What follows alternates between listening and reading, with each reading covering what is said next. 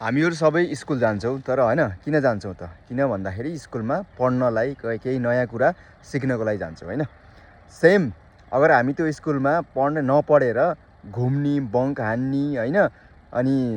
बोयफ्रेन्डको चक्कर गर्लफ्रेन्डको चक्कर हैन अनि त्यसपछि बदमासी गर्यो भने के हुन्छ हाम्रो हामी फेल हुन्छौँ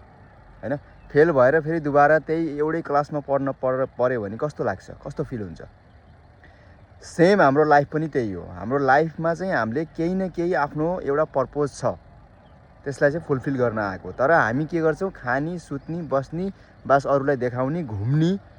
त्यसैमा हाम्रो जिन्दगी खतम गर्छौँ अनि त्यसपछि हामी जो कामको लागि यहाँ यो एउटा यो ह्युमनको लाइफ पाएको छ मानवको जीवन पाएको छ त्यसलाई हामी बुझ्दैनौँ र फेरि दुबारा फेरि हामी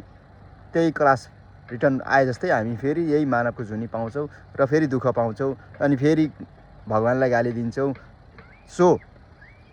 हाम्रो यो लाइफमा हैन नत्र हामी जनावर हुन सक्थ्यो हैन अरू किरा फटेङ्ग्रा हुन सक्थ्यो हामी इन्सान यानि कि मानव छौँ सो हामीले यसको चाहिँ अस्तित्व बुझ्न जरुरी छ हाम्रो केही न केही पर्पज छ हैन आफ्नो लागि समाजको लागि राष्ट्रको लागि या अरू कसैको लागि चाहिँ कसैले आफ्नो योगदान जसरी हुनसक्छ त्यसरी दिन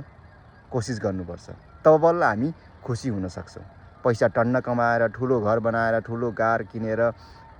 त्यसले सन्तुष्टि खुसी दिन सक्दैन एक्चुअलमा चाहिँ रियल जो मनलाई जो आत्मालाई चाहिँ सो यो बुझ्न चाहिँ हामीले जरुरी छ हामी केही न केही कारणले चाहिँ यो पृथ्वीमा जन्म लिएको हो सो त्यो कारण चाहिँ हामीले बुझ्न जरुरी छ so my mission is know your self thank you